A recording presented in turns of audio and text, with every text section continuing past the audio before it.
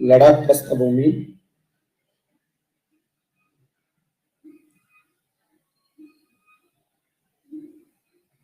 ಸಿಯಾಚಿನ್ ಯುದ್ಧ ಭೂಮಿ,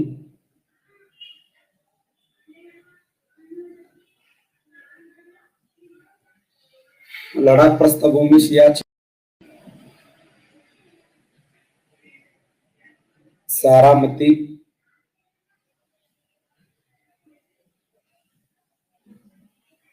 ಕಾರಾಕೋರಂ ಶ್ರೇಣಿ.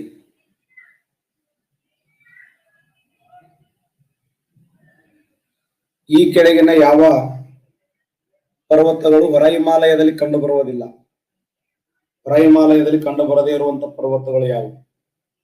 ಹೊರ ಹಿಮಾಲಯದಲ್ಲಿ ಅದು ಕಂಡು ಬರಂಗಿಲ್ಲ. ಲಡಾಖ್ ಪ್ರಸ್ಥಭೂಮಿ, ಸಿಯಾಚಿನ್ ಯುದ್ಧ ಭೂಮಿ, ಸಾರಾಮತಿ, ಕಾರಾಕೋರಂ ಶ್ರೇಣಿ ಹೊರ ಹಿಮಾಲಯದಲ್ಲಿ ಕಂಡು ಬರುವುದಿಲ್ಲ. ಸಾರಾಮತಿ ಈಶಾನ್ಯ ಬೆಟ್ಟಗಳಲ್ಲಿ ಕಂಡು ಬರುತ್ತದೆ ನೋಡಿ. ಈಶಾನ್ಯ ಬೆಟ್ಟಗಳಲ್ಲಿ. ಆ ಉದ್ದೇಶಕ್ಕಾಗಿ ಎಲ್ಲಿ ಕಂಡು ಬರಂಗಿಲ್ಲ ಅಂತಂದ್ರೆ ಕಾರಾಕೋರಂ ಶ್ರೇಣಿಯಲ್ಲಿ ಕಂಡು ಬರುವುದಿಲ್ಲ, ಈಶಾನ್ಯ ಬೆಟ್ಟಗಳಲ್ಲಿ ಕಂಡು ಬರುತ್ತದೆ. ಭಾರತ ದೇಶದ ಅತ್ಯಂತ ಎತ್ತರವಾಗಿರುವಂತಹ ಪ್ರಸ್ಥಭೂಮಿ ಯಾವುದು? ದೇಶದ ಅತ್ಯಂತ ಎತ್ತರವಾಗಿರುವಂತಹ ಪ್ರಸ್ಥಭೂಮಿ ಲಡಾಖ್ ಪ್ರಸ್ಥಭೂಮಿ, ಸಿಯಾಚಿನ್ ಯುದ್ಧ ಭೂಮಿ. ನೋಡಿ, ಇದು ಭಾರತದ ಅತ್ಯಂತ ಎತ್ತರವಾಗಿರುವಂತಹ ಪ್ರಸ್ಥಭೂಮಿ. ನೋಡಿ, ಭಾರತದ ಅತ್ಯಂತ ಎತ್ತರವಾದಂತಹ ಪ್ರಸ್ಥಭೂಮಿ. ದೇಶದ ಅತ್ಯಂತ ಎತ್ತರವಾಗಿರುವಂತಹ ಪ್ರಸ್ಥಭೂಮಿ ಯಾವುದಂದ್ರೆ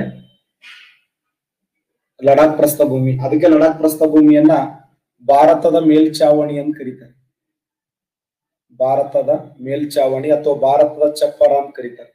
ಯಾವ ಪ್ರಸ್ಥಭೂಮಿಯನ್ನ ಭಾರತದ ಮೇಲ್ಚಾವಣಿ ಅಥವಾ ಭಾರತದ ಚಪ್ಪರ ಎಂದು ಕರೆಯುತ್ತಾರಂದ್ರೆ ಲಡಾಖ್ ಪ್ರಸ್ಥಭೂಮಿಯನ್ನು. ನೋಡಿ, ಲಡಾಖ್ ಪ್ರಸ್ಥಭೂಮಿಯನ್ನ ಭಾರತದ ಮೇಲ್ಚಾವಣಿ ಅಥವಾ ಭಾರತದ ಚಪ್ಪರ ಅಂತ ಕರೀತಾರೆ. ಸಿಯಾಚಿನ್ ಎಂಬ ಹಿಮನದಿ ಯಾವ ಪರ್ವತ ಶ್ರೇಣಿಯಲ್ಲಿ ಕಂಡು ಬರುತ್ತದೆ? ಸಿಯಾಚಿನ್ ಎಂಬ ಹಿಮನದಿ ಯಾವ ಪರ್ವತ ಶ್ರೇಣಿಯಲ್ಲಿ ಕಂಡು ಬರುತ್ತದೆ? ಸಿಯಾಚಿನ್ ಎಂಬ ಹಿಮನದಿ ಯಾವ ಪರ್ವತ ಶ್ರೇಣಿಯಲ್ಲಿ ಕಂಡು ಬರುತ್ತದೆ? ಸರಿಯಾಗಿರುವಂತಹ ಉತ್ತರ ಕಾರಾಕೋರಂ ಶ್ರೇಣಿಯಲ್ಲಿ ಕಂಡು ಬರುತ್ತದೆ. ಕಾರಾಕೋರಂ ಶ್ರೇಣಿಯಲ್ಲಿ. ಸಿಯಾಚಿನ್ ಅನ್ನುವಂತ ಏನು ಹಿಮನದಿ ಯಾವ ಪರ್ವತ ಶ್ರೇಣಿಯಲ್ಲಿ ಕಂಡು ಬರುತ್ತದೆ ಅಂದ್ರೆ ಕಾರಾಕೋರಂ. ಕಾರಾಕೋರಂ ಶ್ರೇಣಿ. ನೋಡಿ, ಸಿಯಾಚಿನ್ ಅನ್ನುವಂತ ನದಿ ಯಾವ ಪರ್ವತ ಶ್ರೇಣಿಯಲ್ಲಿ ಕಂಡು ಬರುತ್ತದೆ ಅಂದ್ರೆ ಕಾರಾಕೋರಂ ಶ್ರೇಣಿಯಲ್ಲಿ ಕಂಡು ಬರುತ್ತದೆ.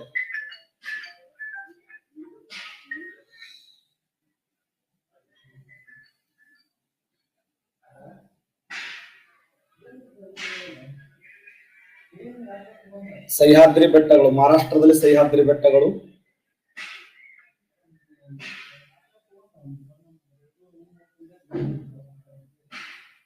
ಕರ್ನಾಟಕದಲ್ಲಿ ಮಳೆಯ ನಾಡು, ಕೇರಳದಲ್ಲಿ ಅಣ್ಣಾಮಲೈ ಬೆಟ್ಟಗಳು,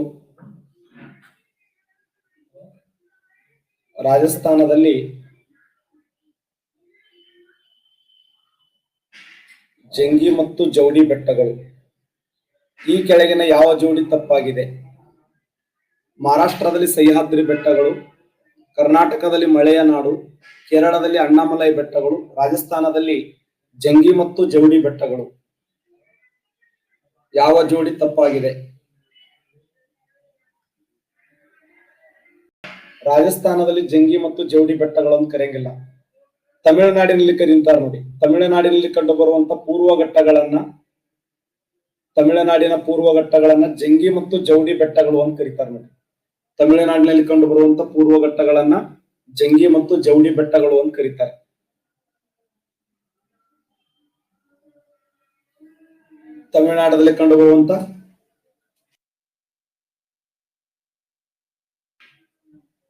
ತಮಿಳುನಾಡಿನಲ್ಲಿ ಕಂಡು ಬರುವಂತ ಪೂರ್ವ ಘಟ್ಟಗಳನ್ನ ಜಂಗಿ ಜೌಡಿ ಬೆಟ್ಟಗಳು ಅಂತ ಹೇಳಿ ಕರೀತಾರೆ.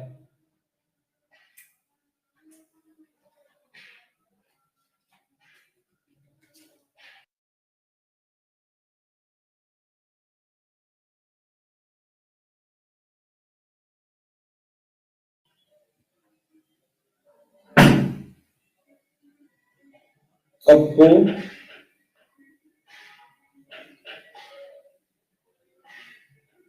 ಕೆಂಪು,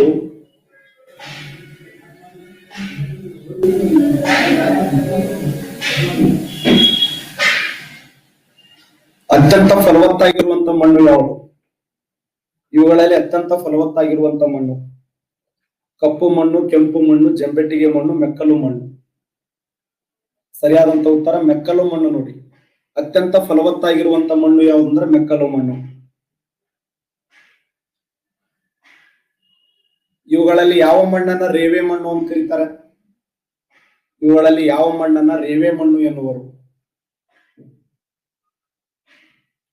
ರೇವೆ ಮಣ್ಣು ಯಾವುದಂದ್ರೆ ಮೆಕ್ಕಲು ಮಣ್ಣು. ನೋಡಿ, ಇವುಗಳಲ್ಲಿ ಯಾವ ಮಣ್ಣನ್ನ ರೆಗೂರ್ ಮಣ್ಣು ಅಂತ ಕರೀತಾರೆ?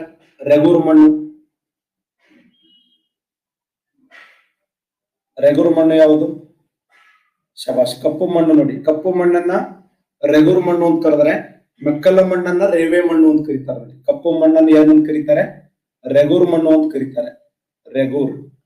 ಮೆಕ್ಕಲ ಮಣ್ಣನ್ನ ರೇವೆ ಮಣ್ಣು ಅಂತ ಹೇಳಿ ಕರೀತಾರೆ. ವ್ಯತ್ಯಾಸ ಇದೆ, ಅರ್ಥ ಮಾಡ್ಕೊಳ್ಳಿ.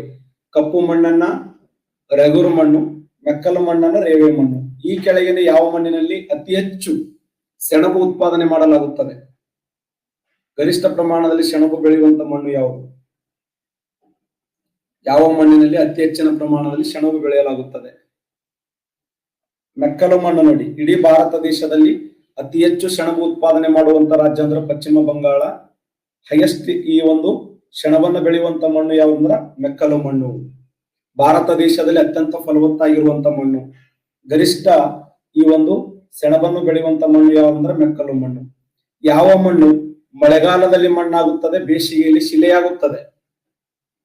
ಮಳೆಗಾಲದಲ್ಲಿ ಮಣ್ಣಾಗಿ ಬೇಸಿಗೆಯಲ್ಲಿ ಶಿಲೆಯಾಗುತ್ತದೆ. ಸರಿಯಾದಂತ ಉತ್ತರ ಜಂಬೆಟ್ಟಿಗೆ ಮಣ್ಣು. ನೋಡಿ, ಜಂಬೆಟ್ಟಿಗೆ ಮಣ್ಣಿನ ವಿಶೇಷ ಏನಂದ್ರೆ ಮಳೆಗಾಲದಲ್ಲಿ ಮಣ್ಣಾಗಿ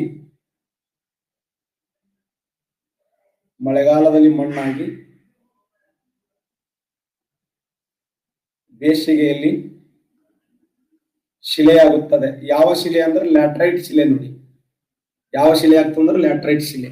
ಮಳೆಗಾಲದಲ್ಲಿ ಮಣ್ಣಾಗ್ತದೆ, ಬೇಸಿಗೆಯಲ್ಲಿ ಶಿಲೆ ಆಗ್ತದೆ. ಯಾವ ಶಿಲೆ ಅಂದ್ರೆ ಲ್ಯಾಟ್ರೈಟ್ ಶಿಲೆ.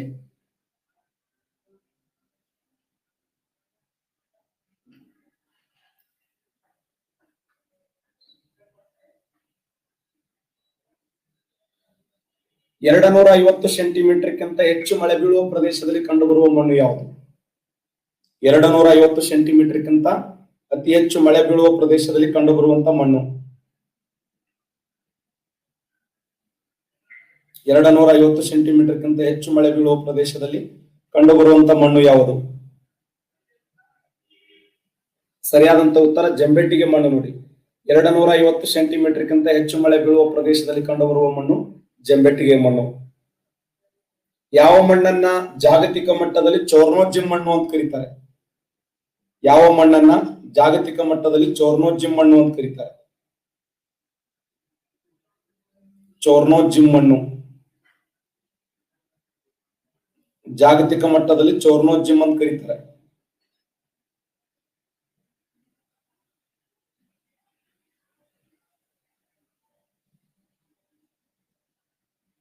ಯಾವ ಮಣ್ಣನ್ನ ಜಾಗತಿಕ ಮಟ್ಟದಲ್ಲಿ ಚೋರ್ನೋಜಿಮ್ ಮಣ್ಣು ಅಂತ ಕರೀತಾರೆ ಅಂದ್ರೆ ಸರಿಯಾದಂತ ಉತ್ತರ ಕಪ್ಪು ಮಣ್ಣು. ನೋಡಿ, ಕಪ್ಪು ಮಣ್ಣನ್ನ ಚೋರ್ನೋಜಿಮ್ ಮಣ್ಣು ಅಂತ ಕರೀತಾರೆ, ಎರೆಯ ಮಣ್ಣು ಅಂತ ಕರೀತಾರೆ, ಬಿರುಕು ಬಿಡುವ ಮಣ್ಣು ಅಂತ ಕರೀತಾರೆ, ಲಾವಾ ಮಣ್ಣು ಅಂತ ಕರೀತಾರೆ, ಹತ್ತಿಯ ಮಣ್ಣು ಅಂತ ಕರೀತಾರೆ, ಬಸಾಲ್ಟ್ ಶಿಲೆ ಶಿಥಿಲೀಕರಣ ನಿರ್ಮಾಣಗೊಳ್ಳುವ ಮಣ್ಣು. ಮೊನ್ನೆ ಇದನ್ನ FDA ಕ್ವಶನ್ ಕೇಳಿದ್ದ. FDA ಏನ್ ಕೇಳಿದ್ದ ಅಂತಂದ್ರೆ ಯಾವ ಮಣ್ಣಿನಲ್ಲಿ ಏನು ಗರಿಷ್ಠ ಪ್ರಮಾಣದಲ್ಲಿ ಬಸಾಲ್ಟ್ ಶಿಲೆ ಶಿಥಿಲೀಕರಣ ನಿರ್ಮಾಣಗೊಳ್ಳುವ ಮಣ್ಣು ಯಾವುದು ಅಂತ ಕೇಳಿದ್ದ. ಸರಿಯಾದಂತ ಉತ್ತರ ಕಪ್ಪು ಮಣ್ಣು. FDA ಏನ್ ಕೇಳಿದ್ದ ಅಂದ್ರೆ ಈ ಕೆಳಗಿನ ಯಾವ ಮಣ್ಣು ಹತ್ತಿ ಬೆಳೆಗೆ ಅತ್ಯಂತ ಸೂಕ್ತವಾಗಿದೆ ಅಂತ ಕ್ವಶನ್ ಕೇಳಿದ್ದ. ಹತ್ತಿ ಬೆಳೆಗೆ ಅತ್ಯಂತ ಸೂಕ್ತವಾದ ಮಣ್ಣು ಅಂದ್ರೆ ಕಪ್ಪು ಮಣ್ಣು. ಏನೋ ಗೊತ್ತಿಲ್ಲ, ಒಟ್ಟಾರೆ ಕಪ್ಪು ಮಣ್ಣು ಮತ್ತು FDAಗೆ ಅನ್ಯೋನ್ಯವಾದ ಸಂಬಂಧ ಇದೆ. ಫಿಕ್ಸ್ ಕ್ವಶನ್ ಇರ್ತದೆ FDA ಕಪ್ಪು ಮಣ್ಣಿನ ಮೇಲೆ. ಅತ್ಯಂತ ಹಗುರವಾದ ಮಣ್ಣು, ತೆಳುವಾದ ಮಣ್ಣು, ನೀರನ್ನು ಸಂಗ್ರಹಿಸಿಕೊಳ್ಳುವ ಸಾಮರ್ಥ್ಯ ಕಡಿಮೆ. ಅತ್ಯಂತ ಹಗುರವಾದ ಮಣ್ಣು, ತೆಳುವಾದ ಮಣ್ಣು, ನೀರನ್ನು ಸಂಗ್ರಹಿಸಿಕೊಳ್ಳುವ ಸಾಮರ್ಥ್ಯ ಕಡಿಮೆ ಇರ್ತದೆ. ಯಾವ ಮಣ್ಣದು? ಅತ್ಯಂತ ಹಗುರವಾದ ಮಣ್ಣು, ತೆಳುವಾದ ಮಣ್ಣು, ನೀರನ್ನು ಸಂಗ್ರಹಿಸಿಕೊಳ್ಳುವ ಸಾಮರ್ಥ್ಯ ಕಡಿಮೆ ಇರುತ್ತದೆ.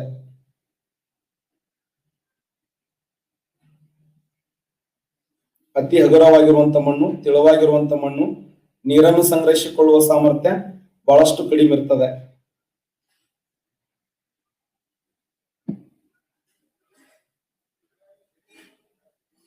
ಕವಿತಾ ಪಾಟೀಲ್ ಅವರು, ಯಶವಂತ್ ಅವರು, ಮಾಂತೇಶ್ ಅವರು, ಪ್ರವೀಣ್ ಅವರು, ಪರಸು ಅವರು, ತನುಜಾ ಅವರು, ಗೋಪಾಲ್ ಚವಾಣ್ ಅವರು, ಮೋಹನ್ ಅವರು, ಮಂಜು ಅವರು, ಶಮೀರ್ ಮುಜಾವರ್ ಅವರು.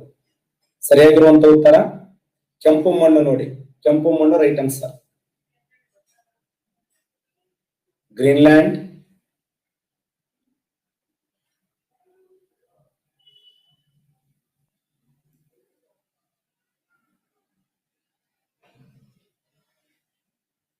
Saint Mary's,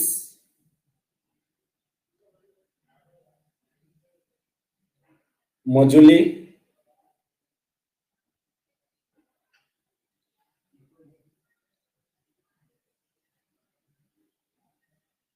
ಅಲಿಯಾಬೇಟ್, ಅಲಿಯಾಬಾಟೆ.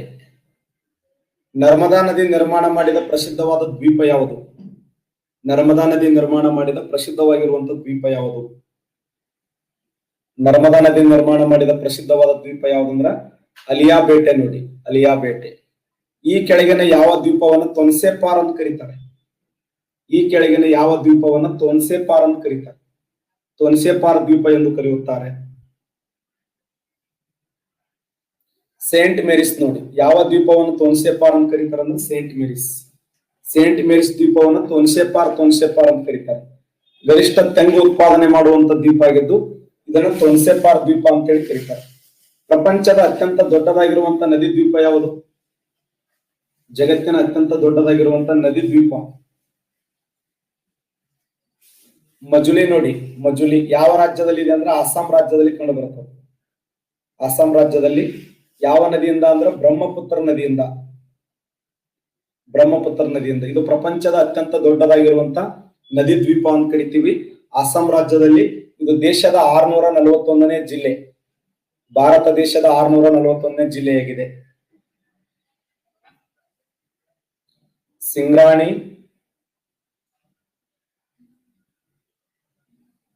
ಖೇತ್ರಿ, ರಾವಾ, ತಲ್ಚಾರ್. ಪ್ರಸಿದ್ಧವಾಗಿರುವಂತ ಪೆಟ್ರೋಲಿಯಂ ನಿಕ್ಷೇಪ ಯಾವುದು? ಇದರಲ್ಲಿ ಅತ್ಯಂತ ಪ್ರಸಿದ್ಧವಾಗಿರುವಂತ ಪೆಟ್ರೋಲಿಯಂ ನಿಕ್ಷೇಪ ಸಿಂಗ್ರಾಣಿ, ಖೇತ್ರಿ, ರಾವಾ, ತಲ್ಚಾರ್. ಸಿಂಗ್ರಾಣಿ, ಖೇತ್ರಿ, ರಾವಾ, ತಲ್ಚಾರ್. ಇದರಲ್ಲಿ ಅತ್ಯಂತ ಪ್ರಸಿದ್ಧವಾಗಿರುವಂತ ಪೆಟ್ರೋಲಿಯಂ ನಿಕ್ಷೇಪ ಇದೆ ನೋಡಿ, ರಾವಾ. ಇದು 24/8/2020 KS ಕ್ವಶನ್. 24/8/2020 KS ಕೇಳಿದಂತ ಪ್ರಶ್ನೆ. ಈ ರಾವಾ ಅನ್ನುವಂಥದ್ದು ಯಾವ ರಾಜ್ಯದಲ್ಲಿ ಕಂಡು ಬರ್ತದೆ? ತಮಿಳುನಾಡು, ಕರ್ನಾಟಕ, ಗುಜರಾತ್, ಆಂಧ್ರ ಪ್ರದೇಶ್. ಯಾವ ರಾಜ್ಯದಲ್ಲಿ ಕಂಡು ಬರ್ತದೆ ರಾವಾ? ರಾವಾ ಅನ್ನುವಂಥದ್ದು ಪ್ರಸಿದ್ಧವಾದಂತ ಪೆಟ್ರೋಲಿಯಂ ನಿಕ್ಷೇಪವಾಗಿದೆ ಇದು. ಓಕೆ, ಆ ರಾವಾ ಪೆಟ್ರೋಲಿಯಂ ನಿಕ್ಷೇಪ ಯಾವ ರಾಜ್ಯದಲ್ಲಿ ಕಂಡು ಬರುತ್ತದೆ? ಸರಿಯಾದಂತ ಉತ್ತರ ಆಂಧ್ರ ಪ್ರದೇಶದ ಪೂರ್ವ ಕರಾವಳಿ ನೋಡಿ. ಪೂರ್ವ ಕರಾವಳಿಯ ಆಂಧ್ರ ಪ್ರದೇಶದಲ್ಲಿ ರಾವಾ ಅನ್ನುವಂಥ ಸ್ಥಳ ಇದೆ. ಪ್ರಸಿದ್ಧವಾಗಿರುವಂತ ಪೆಟ್ರೋಲಿಯಂ ನಿಕ್ಷೇಪ ಫೇಮಸ್ ಆಗಿದೆ ಇತ್ತೀಚೆಗೆ ರಾವಾ, ಆಂಧ್ರ ಪ್ರದೇಶದ ರಾವಾ. ಈ ಕೆಳಗಿನ ಯಾವುದು ತಾಮ್ರಕ್ಕೆ ಪ್ರಸಿದ್ಧಿಯಾಗಿದೆ? ತಾಮ್ರಕ್ಕೆ ಪ್ರಸಿದ್ಧಿಯಾಗಿರುವಂತ ಸ್ಥಳ ಯಾವುದು? ತಾಮ್ರಕ್ಕೆ ಅತ್ಯಂತ ಪ್ರಸಿದ್ಧಿಯಾಗಿರುವಂತ ಸ್ಥಳ ಯಾವುದು?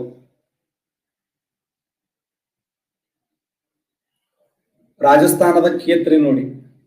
ರಾಜಸ್ಥಾನದ ಖೇತ್ರಿ ಅದಕ್ಕೆ ಫೇಮಸ್ ಆಗಿದೆ ಅಂದ್ರೆ ತಾಮ್ರ. ತಾಮ್ರದ ತವರು ಮನೆ ಅಂತ ಕರೀತಾರೆ, ಕಾಫರ್. ಹೈಯೆಸ್ಟ್ ತಾಮ್ರ ಉತ್ಪಾದನೆ ಮಾಡೋದು ಎಲ್ಲಿ ಅಂತಂದ್ರೆ ರಾಜಸ್ಥಾನದ ಖೇತ್ರಿ ಎಂಬ ಸ್ಥಳದಲ್ಲಿ. ಅದಕ್ಕೆ ಖೇತ್ರಿಯನ್ನ ಭಾರತ ದೇಶದ ತಾಮ್ರದ ತವರೂರು ಅಂತ ಕರೀತಾರೆ. ಹೈಯೆಸ್ಟ್ ತಾಮ್ರ ಉತ್ಪಾದನೆ ಮಾಡುವಂತ ಸ್ಥಳ ರಾಜಸ್ಥಾನದ ಖೇತ್ರಿ. ಒಡಿಶಾ ರಾಜ್ಯದ ಪ್ರಸಿದ್ಧವಾಗಿರುವಂತ ಕಲ್ಲಿದ್ದಲು ನಿಕ್ಷೇಪ ಯಾವುದು? ಒಡಿಶಾ ರಾಜ್ಯದ ಪ್ರಸಿದ್ಧವಾದಂತ ಕಲ್ಲಿದ್ದಲು ನಿಕ್ಷೇಪ. ಒಡಿಶಾ ರಾಜ್ಯದ ಪ್ರಸಿದ್ಧವಾಗಿರುವಂತ ಕಲ್ಲಿದ್ದಲು ನಿಕ್ಷೇಪ 2017 KS ಕ್ವಶನ್ ಆಗಿತ್ತು ನೋಡಿ. 2017 KS ಕ್ವಶನ್. ಯಾಕಂದ್ರೆ ಭಾರತ ದೇಶದಿಂದ ಪ್ರತಿನಿಧಿಸಿದೆ ಇದು. ತಲ್ಚಾರ್ ಇದೆಯಲ್ಲ, ಭಾರತ ದೇಶದಿಂದ ತಲ್ಚಾರ್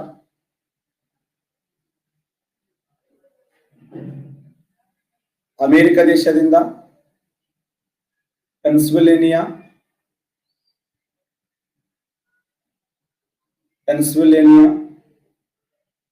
ಆಸ್ಟ್ರೇಲಿಯಾದಿಂದ ವಿಪ್ಸ್ವಿಚ್, ರಷ್ಯಾ ದೇಶದಿಂದ ಕಿಜಲ್, ಚೀನಾ ದೇಶದಿಂದ ಸಿಚುವಾನ್. ಏನ್ ಸರ್ ಎಲ್ಲ ಇವು ಅಂತಂದ್ರೆ ಆ ದೇಶದ ಪ್ರಸಿದ್ಧವಾಗಿರುವಂತ ಕಲ್ಲಿದ್ದಲು ನಿಕ್ಷೇಪಗಳೆಲ್ಲ ಇವು. ಆಯಾ ರಾಷ್ಟ್ರದ ಬೇರೆ ಬೇರೆ ದೇಶಗಳ ಪ್ರಸಿದ್ಧವಾದಂತ ಕಲ್ಲಿದ್ದಲು ನಿಕ್ಷೇಪಗಳು. ಭಾರತ ದೇಶದಿಂದ ಪ್ರಸಿದ್ಧವಾದ ಕಲ್ಲಿದ್ದಲು ನಿಕ್ಷೇಪ ಅಂದ್ರೆ ತಲ್ಚಾರ್, ಯುನೈಟೆಡ್ ಸ್ಟೇಟ್ ಆಫ್ ಅಮೆರಿಕದಿಂದ ಅಂದ್ರೆ ಪೆನ್ಸಿಲ್ವೇನಿಯಾ, ಆಸ್ಟ್ರೇಲಿಯಾ ದೇಶದಿಂದ ವಿಪ್ಸ್ವಿಚ್, ರಷ್ಯಾ ದೇಶದಿಂದ ಕಿಜಲ್, ಚೀನಾ ದೇಶದಿಂದ ಸಿಚುವಾನ್.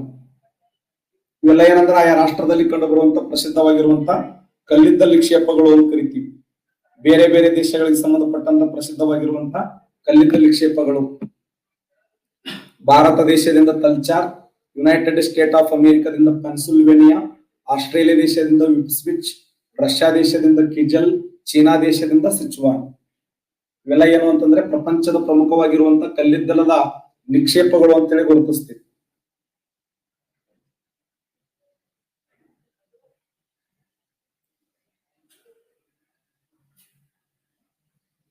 ಮಹಾನದಿ,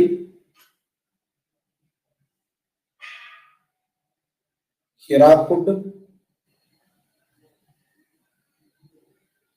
ಪೆರಿಯಾರ್, ಮುಲ್ಲಾ ಪೆರಿಯಾರ್, ಕಾವೇರಿ, ಗ್ರ್ಯಾಂಡ್ ಸ್ಟ್ಯಾನ್ಲಿ,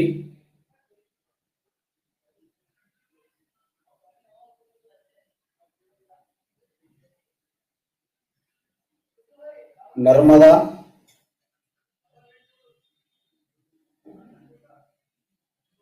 ಸರ್ದಾರ್ ಸರೋವರ್.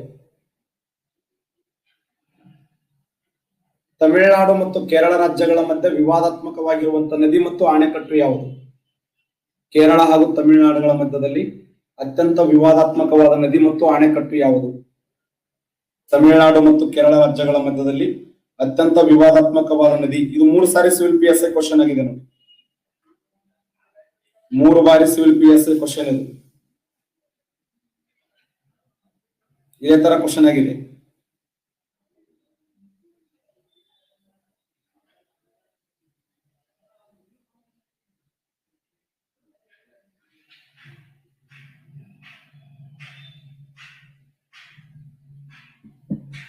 ಸರಿ ಉತ್ತರ ಯಾವುದು ಅಂತಂದ್ರೆ ಬಿ ರೈಟ್ ಆನ್ಸರ್ ನೋಡಿ. ಪೆರಿಯಾರ್, ಮುಲ್ಲಾ ಪೆರಿಯಾರ್ ಅಣೆಕಟ್ಟು ಇದೆಯಲ್ಲ, ಈ ಮುಲ್ಲಾ ಪೆರಿಯಾರ್ ಅಣೆಕಟ್ಟು ಯಾವ ರಾಜ್ಯಗಳ ಮಧ್ಯದಲ್ಲಿ ವಿವಾದ ಇದೆ ಅಂದ್ರೆ ತಮಿಳುನಾಡು ಮತ್ತು ಕೇರಳ ರಾಜ್ಯ ನೋಡಿ.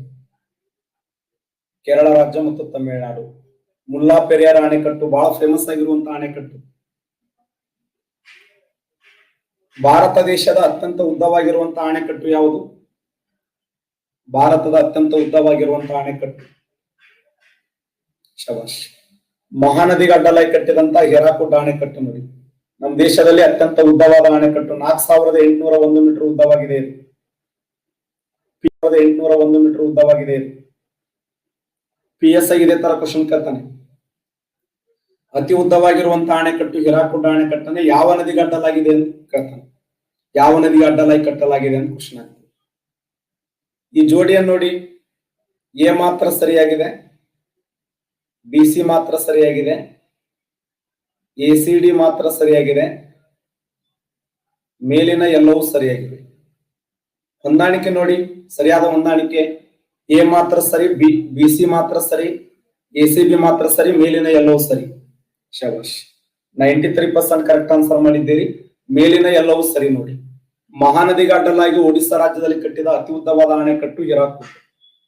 ಕೇರಳ ರಾಜ್ಯದಲ್ಲಿ ಪೆರಿಯಾರ್ ನದಿಗೆ ಅಡ್ಡಲಾಗಿ ಕಟ್ಟಿದ ಅಣೆಕಟ್ಟು ಮುಲ್ಲಾ ಪೆರಿಯಾರ್ ಅಣೆಕಟ್ಟು.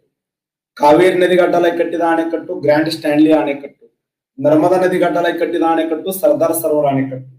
ಇವೆಲ್ಲ ಭಾರತ ದೇಶದ ವಿವಾದಾತ್ಮಕವಾಗಿರೇನು ವಿಶೇಷ ಮತ್ತು ದೇಶದಲ್ಲಿ ಅತಿ ಹೆಚ್ಚು ನೀರಾವರಿ ಮತ್ತು ಆ ಭಾಗದಲ್ಲಿ ಅಂತರ್ಜಲ, ಒಳನಾಡು ಜಲ ಸಾರಿಗೆ ಮತ್ತು ಅಷ್ಟೇ ವಿವಾದಾತ್ಮಕವಾದ ಅಣೆಕಟ್ಟುಗಳಲ್ಲಿ ಗ್ರ್ಯಾಂಡ್ ಸ್ಟ್ಯಾನ್ಲಿ ಅಣೆಕಟ್ಟು, ಸರ್ದಾರ್ ಸರೋವರ ಅಣೆಕಟ್ಟು, ಮುಲ್ಲಾ ಪೆರಿಯಾರ್ ಅಣೆಕಟ್ಟು, ಈ 3 ಅಣೆಕಟ್ಟು ವಿವಾದಾತ್ಮಕವಾದ ಅಣೆಕಟ್ಟು.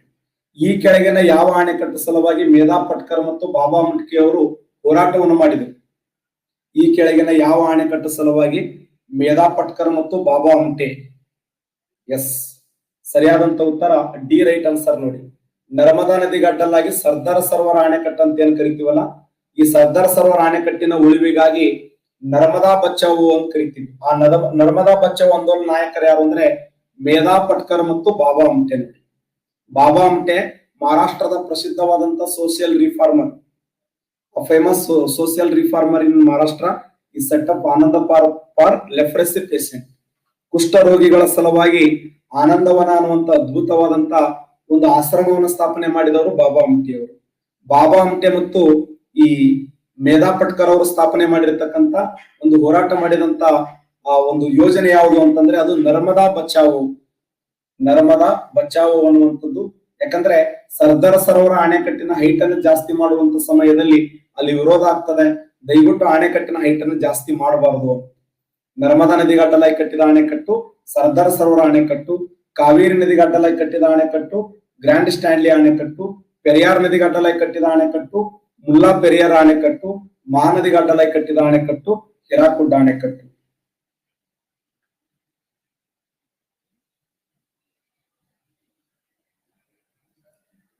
ಬಿಸ್ಟ್, ಬಾರಿ, ರಾಂಚಿ, ರಾಯಚೂರು.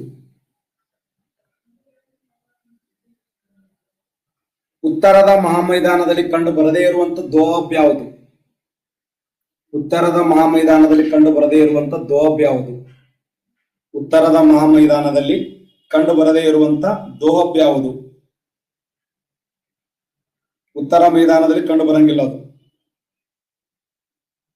ಉತ್ತರದ ಮಹಾಮೈದಾನದಲ್ಲಿ ಕಂಡು ಬರದೇ ಇರುವಂತ ದೋಹಬ್ ಯಾವುದು? ಯಾವ ದೋಹಬ್ ಉತ್ತರದ ಮಹಾಮೈದಾನದಲ್ಲಿ ಕಂಡು ಬರುವುದಿಲ್ಲ? ಯಾವ ದೋಹಬ್ ಉತ್ತರದ ಮಹಾಮೈದಾನದಲ್ಲಿ ಕಂಡು ಬರುವುದಿಲ್ಲ ಅಂದ್ರೆ ಸರಿಯಾಗಿರುವಂತ ಉತ್ತರ ರಾಯಚೂರು ದೋಹಬ್ ಕಂಡು ಬರಂಗಿಲ್ಲ ನೋಡಿ. ರಾಯಚೂರು ದೋಹಬ್ ಕಂಡು ಬರಂಗಿಲ್ಲ. ಉತ್ತರದ ಮಹಾಮೈದಾನದಲ್ಲಿ ಕಂಡು ಬರದೇ ಇರುವಂತ ದೋಹಬ್ ಯಾವುದು? ರಾಯಚೂರು ದೋಹಬ್.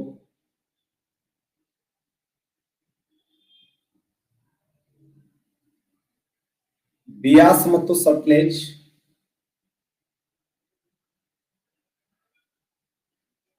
ಬಿಯಾಸ್ ಮತ್ತು ಜೀಲಂ, ರಾವಿ ಮತ್ತು ಚೀನಾಬ್, ಕೃಷ್ಣ ಮತ್ತು ತುಂಗಭದ್ರಾ.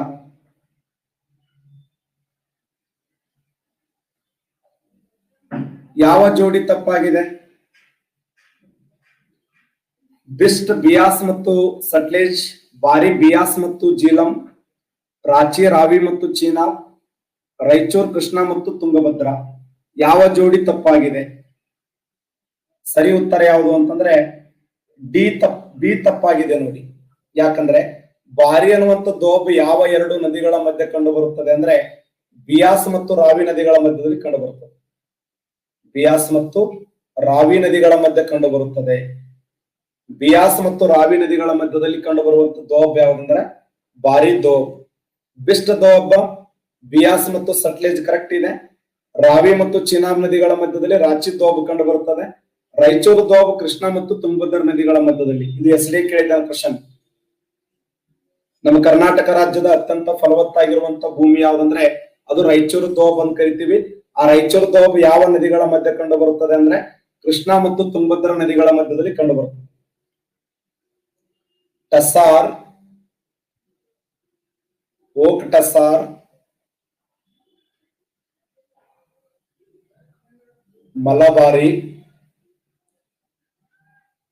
ಹಿಪ್ಪೆನೆರಳೆ.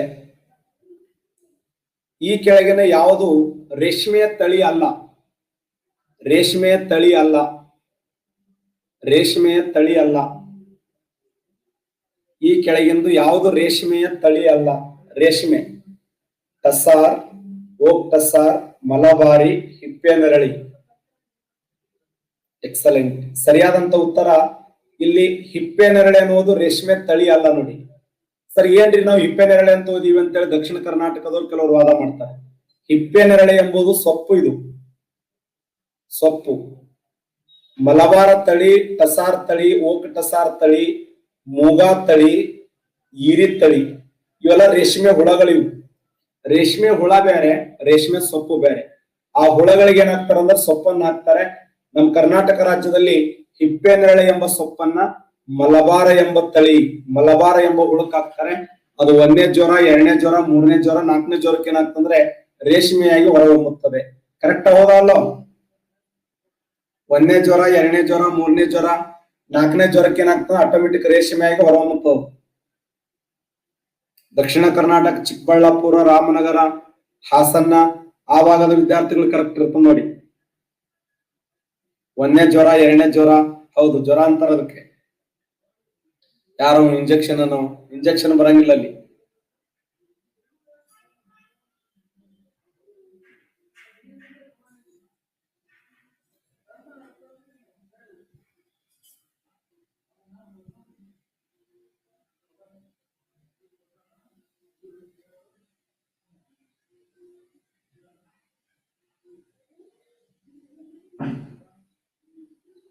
ಟಿಸ್ಕೋ,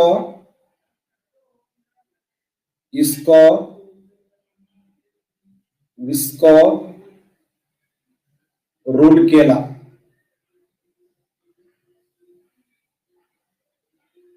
ಪಶ್ಚಿಮ ಬಂಗಾಳ,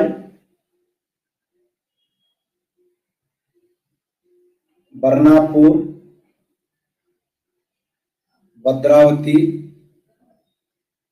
ಒಡಿಸ್ಸಾ. ಯಾವ ಜೋಡಿ ತಪ್ಪಾಗಿದೆ? ಯಾವ ಜೋಡಿ ತಪ್ಪಾಗಿದೆ? ಟಿಸ್ಕೋ ಪಶ್ಚಿಮ ಬಂಗಾಳ, ಇಸ್ಕೋ ಬರ್ನಾಪುರ, ವಿಸ್ಕೋ ಭದ್ರಾವತಿ, ರೂಲ್ಕೇಲಾ ಒಡಿಸ್ಸಾ. ಯಾವ ಜೋಡಿ ತಪ್ಪಾಗಿದೆ ಅಂದ್ರೆ 1ನೇ ಜೋಡಿ ತಪ್ಪಾಗಿದೆ ನೋಡಿ. ಫಸ್ಟ್ ಒನ್ ರಾಂಗ್ ಇದೆ. ಟಿಸ್ಕೋ ಉಕ್ಕು ಕಬ್ಬಿಣ ಕಾರ್ಖಾನೆ ಎಲ್ಲಿದೆ ಅಂದ್ರೆ ಜಾರ್ಖಂಡ್ ರಾಜ್ಯದಲ್ಲಿ ಕಂಡು ಬರ್ತದೆ ನೋಡಿ. ಇದು ಕ್ವಶನ್ ಆಗಿದೆ. ಟಿಸ್ಕೋ ಅನ್ನುವಂತ ಉಕ್ಕು ಕಬ್ಬಿಣ ಕಾರ್ಖಾನೆ ಎಲ್ಲಿ ಕಂಡು ಬರ್ತದೆ ಅಂದ್ರೆ ಜಾರ್ಖಂಡದಲ್ಲಿ. ಭಾರತ ದೇಶದ ಮೊಟ್ಟ ಮೊದಲ ಉಕ್ಕು ಕಬ್ಬಿಣ ಕಾರ್ಖಾನೆ ಇದು. ಇಡೀ ನಮ್ಮ ದೇಶದಲ್ಲಿ ಪ್ರಾರಂಭಗೊಂಡಂತ ಮೊಟ್ಟ ಮೊದಲ ಉಕ್ಕು ಕಬ್ಬಿಣ ಕಾರ್ಖಾನೆ ಯಾವುದು ಅಂತಂದ್ರೆ ಈ ಒಂದು ಟಿಸ್ಕೋ. ಇದಕ್ಕೆ Tata iron and steel corporation ಅಂತ ಕರೀತಾರೆ ನೋಡಿ. Tata iron and steel corporation, ಟಿಸ್ಕೋ.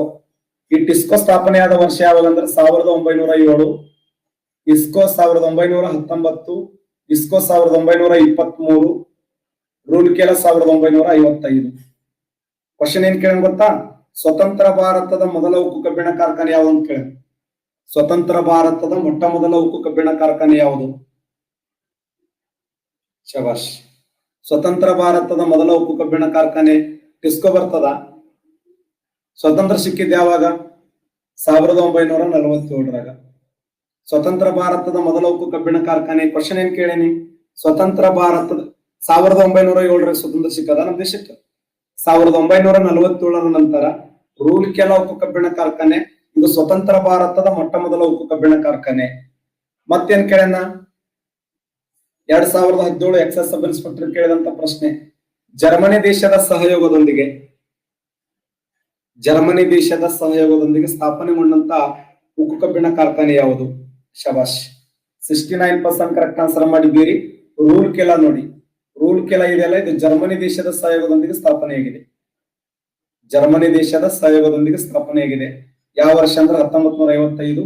ಯಾವ ರಾಜ್ಯ ಅಂದ್ರೆ ಒಡಿಸ್ಸಾ ರಾಜ್ಯ. ಇಲ್ಲಿ ಉತ್ಪಾದನೆಯಾಗುವ ಉಕ್ಕು ಕಬ್ಬಿಣವನ್ನು ಎದಕ್ಕೆ ಬಳಸ್ತಾರೆ ಅಂದ್ರೆ ಹಡಗು ನಿರ್ಮಾಣ ಮಾಡಲು ಬಳಸುತ್ತಾರೆ. ಹಡಗ ನಿರ್ಮಾಣ ಮಾಡಲು ಬಳಸ್ತಾರೆ. ರೂಲ್ಕೇಲಾ ಉಕ್ಕು ಕಬ್ಬಿಣ ಕಾರ್ಖಾನೆಯನ್ನು ಯಾವ ಉದ್ದೇಶಕ್ಕಾಗಿ ಬಳಸ್ತಾರೆ ಅಂದ್ರೆ ಹಡಗು ನಿರ್ಮಾಣ ಮಾಡಲು. ಒಡಿಸ್ಸಾ ರಾಜ್ಯದಲ್ಲಿ ಜರ್ಮನಿ ದೇಶದ ಸಹಯೋಗದೊಂದಿಗೆ ಸ್ಥಾಪನೆಯಾಗಿದೆ. ನಮ್ಮ ಕರ್ನಾಟಕ ರಾಜ್ಯದ ಮೊಟ್ಟ ಮೊದಲ ಉಕ್ಕು ಕಬ್ಬಿಣ ಕಾರ್ಖಾನೆ ಯಾವುದು? ಕರ್ನಾಟಕ ರಾಜ್ಯದ ಮೊಟ್ಟ ಮೊದಲ ಉಕ್ಕು ಕಬ್ಬಿಣ ಕಾರ್ಖಾನೆ.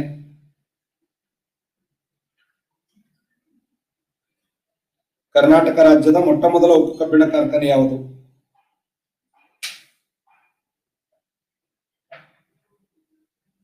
ಕರ್ನಾಟಕ ರಾಜ್ಯದ ಮೊದಲ ಉಕ್ಕು ಕಬ್ಬಿಣ ಕಾರ್ಖಾನೆ ವಿಶ್ವೇಶ್ವರಯ್ಯ ನೋಡಿ, Visvesvaraya iron and steel corporation ಅಂತ ಕರಿತೀವಲ್ಲ, ಯಾವ ಜಿಲ್ಲೆ ಅಂದ್ರೆ ಶಿವಮೊಗ್ಗ ಜಿಲ್ಲೆ ಭದ್ರಾವತಿಯಲ್ಲಿ. ಇದರ ಮೊದಲ ಹೆಸರೇನಂದ್ರೆ ಭದ್ರಾವತಿ ಉಕ್ಕು ಕಬ್ಬಿಣ ಕಾರ್ಖಾನೆ. ಆ ಭದ್ರಾವತಿ ಉಕ್ಕು ಕಬ್ಬಿಣ ಕಾರ್ಖಾನೆ ಹೋಗಿ ಏನಾಯ್ತು ಮುಂದೆ ವಿಶ್ವೇಶ್ವರಯ್ಯ ಉಕ್ಕು ಕಬ್ಬಿಣ ಕಾರ್ಖಾನೆ ಅಂತ ಹೇಳಿ ಅದರ ಹೆಸರನ್ನ ಬದಲಾವಣೆ ಮಾಡಲಾಯಿತು.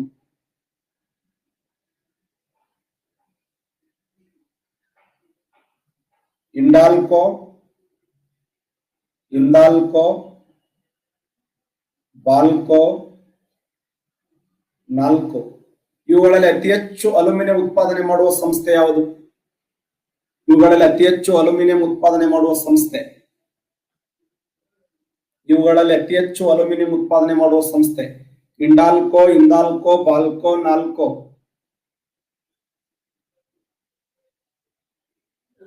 ಸರಿಯಾದಂತ ಉತ್ತರ ಹಿಂದಾಲ್ಕೋ ನೋಡಿ.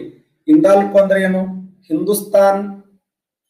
ಹಿಂದೂಸ್ತಾನ್ ಅಲ್ಯೂಮಿನಿಯಂ ಕಂಪನಿ ಅಂತ ಕರಿತೀವಿ. ಇದೇನಿದೆ ಅಂದ್ರೆ 1962ರಲ್ಲಿ ಉತ್ತರ ಪ್ರದೇಶದಲ್ಲಿ ಸ್ಥಾಪನೆಯಾಗಿದೆ. ಉತ್ತರ ಪ್ರದೇಶದ ರೇಣುಕೂಟ್. ಈ ಉತ್ತರ ಪ್ರದೇಶದ ರೇಣುಕೂಟದಲ್ಲಿ ಸ್ಥಾಪನೆಯಾಗಿರುವಂತಹ ಹಿಂದಾಲ್ಕೋದ ವಿಶೇಷ ಏನಂದ್ರೆ ಭಾರತ ದೇಶದಲ್ಲಿ ಅತಿ ಹೆಚ್ಚು ಅಲ್ಯೂಮಿನಿಯಂ ಉತ್ಪಾದನೆ ಮಾಡುವಂತ ಸಂಸ್ಥೆ. ಇಡೀ ಭಾರತ ದೇಶದಲ್ಲಿ ಹೈಯೆಸ್ಟ್ ಅಲ್ಯೂಮಿನಿಯಂ ಉತ್ಪಾದನೆ ಮಾಡುವ ಸಂಸ್ಥೆ 1962 ಉತ್ತರ ಪ್ರದೇಶದಲ್ಲಿ ರೇಣುಕೂಟದಲ್ಲಿ ಸ್ಥಾಪನೆಯಾಗಿದೆ ನೋಡಿ. ಇದರ ಹೆಸರೇನಂದ್ರೆ ಹಿಂಡಾಲ್ಕೋ. ಕೆಲವರು ಹಿಂಡಾಲ್ಕೋ ಹಾಕಿದ್ದೀರಿ, ಹಿಂಡಾಲ್ಕೋ ಅಲ್ಲ. ಹಿಂಡಾಲ್ಕೋ 1938 ನಮ್ಮ ಕರ್ನಾಟಕ ರಾಜ್ಯದ ಅತ್ಯಂತ ದೊಡ್ಡದಾಗಿರುವಂತಹ ಹೆಮ್ಮೆಯ ಜಿಲ್ಲೆ ಬೆಳಗಾವಿ. ಬೆಳಗಾವಿ ಜಿಲ್ಲೆಯಲ್ಲಿದೆ ಇದು ಹಿಂಡಾಲ್ಕೋ. ಇದನ್ನ ಏನಂತ ಕರೀತಾರೆ ಅಂದ್ರೆ ಇಂಡಿಯನ್ ಅಲ್ಯೂಮಿನಿಯಂ ಕಂಪನಿ ಅಂತ ಕರೀತಾರೆ. Indian aluminium company. ಇದು ಹಿಂದೂಸ್ತಾನ್ ಅಲ್ಯೂಮಿನಿಯಂ ಕಂಪನಿ, ಇದು ಭಾರತ್ ಅಲ್ಯೂಮಿನಿಯಂ ಕಂಪನಿ, ಇದು ನ್ಯಾಷನಲ್ ಅಲ್ಯೂಮಿನಿಯಂ ಕಂಪನಿ. ನೆನ್ಪಿಡಿ. ಇನ್ನೊಂದು ಬರ್ತದೆ ಮದ್ರಾಸ್ ಅಲ್ಯೂಮಿನಿಯಂ ಕಂಪನಿ ಅಂತೇಳಿ, ಅದಕ್ಕೆ ಏನಂತ ಕರೀತಾರೆ?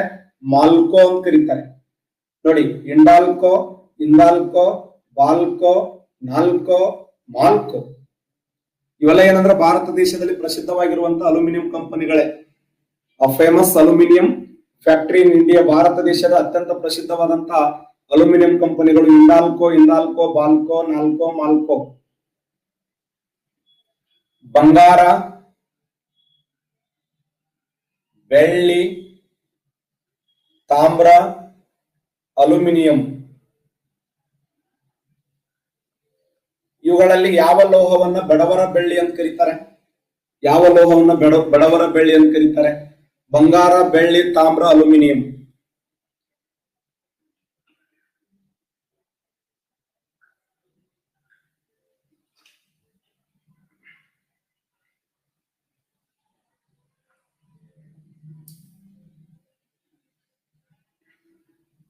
ಸರಿ ಉತ್ತರ ಯಾವುದು ಅಂದ್ರೆ ಅಲ್ಯೂಮಿನಿಯಂ ನೋಡಿ. ಅಲ್ಯೂಮಿನಿಯಂ ಅನ್ನು ಏನಂತ ಕರೀತಾರೆ ಅಂದ್ರೆ ಬಡವರ ಬೆಳ್ಳಿ ಅಂತ ಕರೀತಾರೆ. ಬಡವರ ಬೆಳ್ಳಿ. ಯಾವ ಲೋಹವನ್ನು 21ನೇ ಶತಮಾನದ ಅದ್ಭುತವಾದ ಲೋಹ ಅಂತ ಕರೀತಾರೆ? ಯಾವ ಲೋಹವನ್ನ 21ನೇ ಶತಮಾನದ ಅದ್ಭುತವಾದ ಲೋಹ ಅಂತ ಕರೀತಾರೆ? 21ನೇ ಶತಮಾನದ ಅದ್ಭುತವಾದ ಲೋಹ ಯಾವುದು? ಶಬಾಷ್. ಸರಿಯಾದಂತ ಉತ್ತರ ಅಲ್ಯೂಮಿನಿಯಂ ನೋಡಿ. ಅಲ್ಯೂಮಿನಿಯಂ ಅನ್ನ 21ನೇ ಶತಮಾನದ ಅದ್ಭುತವಾದ ಲೋಹ ಅಂತ ಕರೀತಾರೆ. ಇದನ್ನ ಬಡವರ ಬೆಳ್ಳಿ ಅಂತ ಕರೀತಾರೆ. ಬಡವರ ಬೆಳ್ಳಿ 21ನೇ ಶತಮಾನದ ಅದ್ಭುತವಾದ ಲೋಹ ಯಾವುದು? ಅಲ್ಯೂಮಿನಿಯಂ. ಇದನ್ನ ಬೆಣ್ಣೆ ಬಿಸ್ಕಿಟ್ ಲೋಹ ಅಂತ ಕರೀತಾರೆ. ನಾವು ಉತ್ತರ ಕರ್ನಾಟಕದಲ್ಲಿ ಇದನ್ನ ಕೊಟ್ರೆ ಸಾಕು, ಬೆಣ್ಣೆ ಬಿಸ್ಕಿಟ್ ಕೊಡ್ತದೆ ಮೊದಲು ನಾವು ಸಣ್ಣ ಕೈ. ಅದಕ್ಕೆ ಇದನ್ನ ಬೆಣ್ಣೆ ಬಿಸ್ಕಿಟ್ ಲೋಹ ಅಂತ ಕರೀತಾರೆ. ಬಹಳ ಫೇಮಸ್ ಆಗಿರುವಂತ ಲೋಹ ಇದು.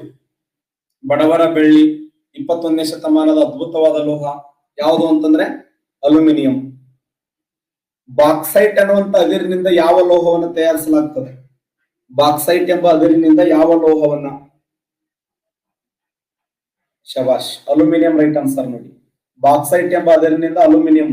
2019 ಟಿಇಟಿ ಕೇಳಿದ ಪ್ರಶ್ನೆ ನೋಡಿ. ಟೆಟ್ ಬಾಕ್ಸೈಟ್ ದಿಂದ ಏನನ್ನು ತಯಾರಿಸಲಾಗುತ್ತದೆ ಅಂತ ಕೇಳಿದ್ನೋ ಇಲ್ಲೋ? 2019 ಟಿಇಟಿ ಕೇಳಿದ ಪ್ರಶ್ನೆ. ಟೆಟ್ ಅಂದ್ರೆ ಏನು? ಟೀಚರ್ ಎಲಿಜಿಬಿಲಿಟಿ ಟೆಸ್ಟ್ ಗೆ ಆಯ್ಕೆ ಆಗೋರ ಪ್ರಮಾಣ ಬಹಳಷ್ಟು ಕಡಿಮೆ. ಟಿಇಟಿ ಕೇಳಿದಂತ ಪ್ರಶ್ನೆ ಇದು. 1 ಮಾರ್ಕ್ಸ್ ಎಷ್ಟು ಯಾರಿಗ ಫೇಲ್ ಆದವ್ರು ಕೇಳಬೇಕು ನೀವು. ಎಷ್ಟು ಮಾರ್ಕ್ಸ್ ಇಂದ ಫೇಲ್ ಆಗಿರಿ ಅಂದ್ರೆ ಬರೀ 2 ಮಾರ್ಕ್ಸ್ ಹೇಳ್ತಾರೆ. ಯಾಕಂದ್ರೆ ನಮ್ಮ ಟಿಇಟಿಯಲ್ಲಿ 90 ಮಾರ್ಕ್ಸ್ ತಗೊಂಡ್ರೆ ಪಾಸ್ ಆದಂಗ. ಕೆಟ್ಟ ಹೇಳದಷ್ಟು ಎಷ್ಟ ಬಿದ್ದವ್ರಿ ಅಂತಂದ್ರ ಇಲ್ಲಿ ಸರ್ 87 ಬಿದ್ದಾವ್ ನೋಡ್ರಿ ಅಂತ ಸನ್ಯದಾಗ ಹೇಳೋದು.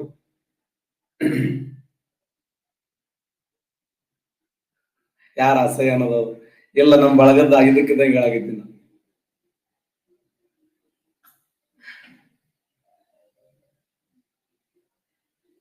ನಿಜ ಇದು.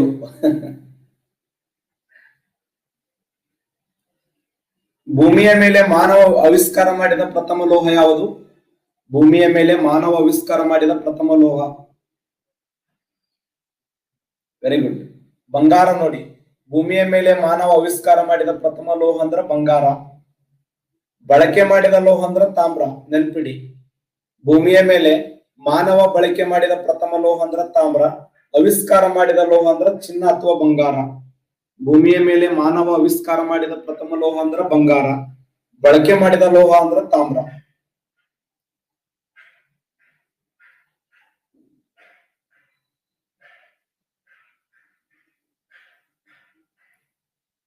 ಹೀಲಿಯಂ, ಸಾರಜನಕ, ಆಮ್ಲಜನಕ, ಕಾರ್ಬನ್. ವಾಯುಮಂಡಲದಲ್ಲಿ 0.03 ಪ್ರಮಾಣ ಏನು ಕಂಡು ಬರುತ್ತದೆ? ವಾಯುಮಂಡಲದಲ್ಲಿ 0.03 ಹೀಲಿಯಂ ಕಂಡು ಬರುತ್ತದೆ, ಸಾರಜನಕ ಕಂಡು ಬರುತ್ತದೆ, ಆಮ್ಲಜನಕ ಕಂಡು ಬರುತ್ತದೆ, ಕಾರ್ಬನ್ ಕಂಡು ಬರುತ್ತದೆ. ಸರಿಯಾದಂತ ಉತ್ತರ ಕಾರ್ಬನ್. Right answer. ಕಾರ್ಬನ್ ಕಂಡು ಬರುತ್ತದೆ. 0.03 ಅಷ್ಟು ಏನನ್ನು ಕಂಡು ಬರುತ್ತದೆ ಅಂತ ಕ್ವಶನ್ ಕೇಳಿದಾಗ ಸರಿಯಾದಂತ ಉತ್ತರ ಕಾರ್ಬನ್ ಪ್ರಮಾಣ ಜಾಸ್ತಿ ಇದೆ ನೋಡಿ. ಕಾರ್ಬನ್ ಪ್ರಮಾಣ ವಾಯುಮಂಡಲದಲ್ಲಿ 0.03% ಕಾರ್ಬನ್ ಪ್ರಮಾಣ ಕಂಡು ಬರುತ್ತದೆ. ಕಾರ್ಬನ್. ಈ ಕೆಳಗಿನ ಯಾವ ಅನಿಲ ಜಡ ಅನಿಲವಾಗಿದೆ? ಜಡ ಅನಿಲವಾಗಿದೆ. ಶಬಾಷ್. ಸರಿಯಾದಂತ ಉತ್ತರ ಹೀಲಿಯಂ ನೋಡಿ. ಹೀಲಿಯಂ ಏನ್ ಕರೀತಾರೆ ಅಂದ್ರೆ ರಾಜ್ಯಮಾನ್ಯ ಅನಿಲ ಅಥವಾ ಜಡ ಅನಿಲ ಅಂತ ಕರೀತಾರೆ. ಹೀಲಿಯಂ. ಹೀಲಿಯಂ. ಮಾನವನ ಪ್ರಾಣವಾಯು ಯಾವುದು? ಮಾನವನ ಪ್ರಾಣವಾಯು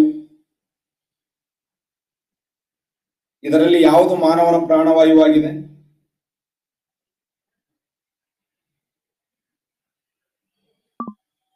ಮಾನವನ ಪ್ರಾಣವಾಯು ಯಾವುದು?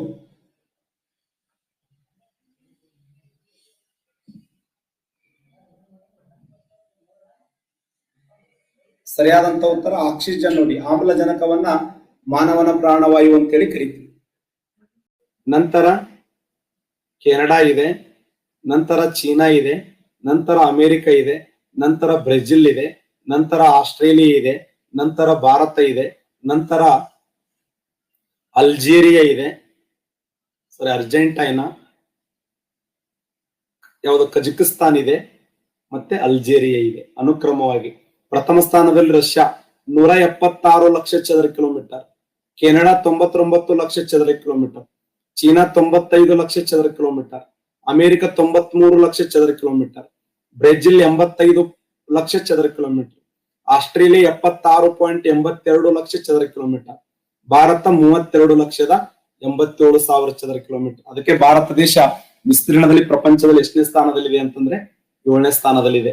Number 1 Russia, number 2 Canada, number 3 China, number 4 America, number 5 Brazil, number 6 Australia, number 7 Bharat. ವಿಶ್ವದಲ್ಲಿ ಭಾರತ ವಿಸ್ತೀರ್ಣ ಎಷ್ಟನೇ ಸ್ಥಾನದಲ್ಲಿದೆ ಅಂದ್ರೆ 7ನೇ ಸ್ಥಾನದಲ್ಲಿ. ಜಗತ್ತಿನ ಒಟ್ಟು ವಿಸ್ತೀರ್ಣದಲ್ಲಿ ಭಾರತ ದೇಶದ ಸ್ಥಾನ ಅಂದ್ರೆ 7ನೇ ಸ್ಥಾನ. 32,87,263. ಸ್ಥಾನ ಎಷ್ಟು ಅಂದ್ರೆ 7, ಪಾಲು ಅಂದ್ರೆ 2.4%. ಅಖಂಡ ಭೂಮಿಯನ್ನು ಪರಿಗಣಿಸಿದಾಗ ಭೂಮಿಯ ಮೇಲೆ ಭಾರತ ದೇಶದ ಪಾಲು ನಮ್ಮ ಕೊಡುಗೆ ಎಷ್ಟು? ನಮ್ಮ ಕೊಡುಗೆ ಎಷ್ಟು ಅಂದ್ರೆ 2.5. ಈಗ ಭಾರತ ದೇಶ 32 ಲಕ್ಷ ಇದೆ. 32,87,263. ಇದರ ಕರ್ನಾಟಕದ ಪಾಲು ಎಷ್ಟಂದ್ರ 5.83. ಕರ್ನಾಟಕದ ಪಾಲು ಅಂದ್ರ 5.83. ವಿಶ್ವದಲ್ಲಿ ಭಾರತದ ಪಾಲು ಅಂದ್ರೆ 2.4%. ಎಷ್ಟನೇ ಸ್ಥಾನ ಅಂದ್ರೆ 7ನೇ ಸ್ಥಾನ. ಪಾಲ್ ಎಷ್ಟಿದೆ ಅಂದ್ರೆ 2.4. ಬರಿತಾ ಇದ್ದೀರಿ? ಇನ್ನೊಂದ್ಸರಿ ನಿಮ್ಗೆ ರಿವಿಷನ್ ಆಗ್ತಾ ಇದೆ, ಪರ್ಫೆಕ್ಟ್ ಮಾಡ್ಕೊಳ್ಳಿ. ಈ ಸಾರಿ ಓದಿರೋ ಲಾಸ್ಟ್ ಇದು, ಮತ್ತೆ ಓದೋ ಅವಶ್ಯಕತೆ ಇಲ್ಲ. ಎಲ್ಲ ಹೇಳ್ಬಿಡ್ತೀನಿ ಅಷ್ಟು ಪಾಯಿಂಟ್ಗಳನ್ನ. ವಿಶ್ವದಲ್ಲಿ ಭಾರತ 7ನೇ ಸ್ಥಾನದಲ್ಲಿದ್ದು ಪಾಲ್ ಎಷ್ಟಿದೆ ಅಂದ್ರೆ 2.4% ಪಾಲಿದೆ ನೋಡಿ. ಇಂಥ ನಮ್ಮ ಭಾರತ ದೇಶ ತನ್ನ ಸುತ್ತಲೂ ಎಷ್ಟು ಕಿಲೋಮೀಟರ್ ಗಡಿಯನ್ನು ಹೊಂದಿದೆ ಅಂದ್ರೆ 21,300 ಕಿಲೋಮೀಟರ್ ಗಡಿಯನ್ನು ಹಂಚಿಕೆಯಾಗಿದೆ ನೋಡಿ. ಟೋಟಲ್ ಭಾರತ ದೇಶ ತನ್ನ ಸುತ್ತಲೂ ಎಷ್ಟು ಕಿಲೋಮೀಟರ್ ಗಡಿ ರೇಖೆಯನ್ನು ಹೊಂದಿದೆ ಅಂದ್ರೆ ನೋಡಿ, ಇದು ಚದರ ಕಿಲೋಮೀಟರ್. ಇದು ಅರ್ಥ ಮಾಡಿಕೊಳ್ಳಿ, ಚೆಕ್ಕಿಮಿ ಇದು ಚದರ ಕಿಲೋಮೀಟರ್. ಬಟ್ ತನ್ನ ಸುತ್ತಲೂ ಗಡಿ ಭಾಗವನ್ನು ನೋಡಿದಾಗ ಭಾರತ ದೇಶದ ಗಡಿ ಭಾಗವನ್ನು ಗಮನಿಸಿದಾಗ ಭಾರತದ ಗಡಿಯ ಭಾಗ ಎಷ್ಟಿದೆ ಅಂದ್ರೆ 21,300 ಕಿಲೋಮೀಟರ್. ಆ 21,300 ಕಿಲೋಮೀಟರ್ ಗಡಿಯನ್ನು ಎಷ್ಟು ಭಾಗ ಮಾಡ್ತೀವಿ ಅಂದ್ರೆ 2 ಭಾಗ ಮಾಡ್ತೀವಿ. ಆ 2 ಭಾಗ ಯಾವ ಅಂದ್ರೆ ಒಂದು ಭೂಗಡಿ, ಇನ್ನೊಂದು ಜಲಗಡಿ. ಜಲಗಡಿ. ಭೂಗಡಿಯ ಉದ್ದ ಎಷ್ಟು? 15,200 ಕಿಲೋಮೀಟರ್. ಜಲಗಡಿಯ ಉದ್ದ ಎಷ್ಟು? 6,100 ಕಿಲೋಮೀಟರ್. ನೆನ್ಪಿಡಿ, ಯಾರು ಓದಿರಲ್ಲ, ಮತ್ತೆ ನಿಮ್ಗೆ ರಿವಿಷನ್ ಆಗ್ತದೆ ಅದು. ಭೂಗಡಿಯ ಉದ್ದ 15,200, ಜಲಗಡಿಯ ಉದ್ದ ಎಷ್ಟಂದ್ರೆ 6,100. ಟೋಟಲ್ ಗಡಿ ಎಷ್ಟು? 21,000. ಹಂಗಂದ್ರೆ ಏನ್ ಸರ? ಟೋಟಲ್ ಗಡಿ ಅಂದ್ರೆ ಏನು? ಈ ತರ ಇಲ್ಲಿ ಫುಲ್ ಹೋಗಿ ಬಂದ್ಬಿಡುದೆಲ್ಲ. ಎಲ್ಲಿಂದ? ಕರ್ನಾಟಕ, ಅದಾದ್ಮೇಲೆ ಗೋವಾ, ಮಹಾರಾಷ್ಟ್ರ, ಗುಜರಾತ, ರಾಜಸ್ಥಾನ, ಪಂಜಾಬ, ಜಮ್ಮು ಕಾಶ್ಮೀರ, ಲಡಾಖ, ಹಿಮಾಚಲ ಪ್ರದೇಶ, ಉತ್ತರಾಖಂಡ, ಉತ್ತರ ಪ್ರದೇಶ, ಬಿಹಾರ, ಸಿಕ್ಕಿಮ, ಅಸೋಮ, ಅರುಣಾಚಲ ಪ್ರದೇಶ, ನಾಗಾಲ್ಯಾಂಡ್, ಮಣಿಪುರ, ಮಿಜೋರಾಮ, ತ್ರಿಪುರ, ಮೇಘಾಲಯ, ಪಶ್ಚಿಮ ಬಂಗಾಳ, ಒಡಿಸ್ಸಾ, ಆಂಧ್ರ ಪ್ರದೇಶ, ತಮಿಳುನಾಡು, ಕೇರಳ. ಈ ತರ ಒಂದು ರೌಂಡ್ ಪೂರ್ತಿ ಹೋಗಿ ಬಂದ್ಬಿಡುದು. ಇಡೀ ದೇಶವನ್ನ ಒಂದು ರೌಂಡ್ ಹಾಕೊಂಡ್ಬಿಡುದು ಪೂರ್ತಿ. ಯಾರವ ನಾವು ಅಲ್ಲಪ್ಪ ನಾವು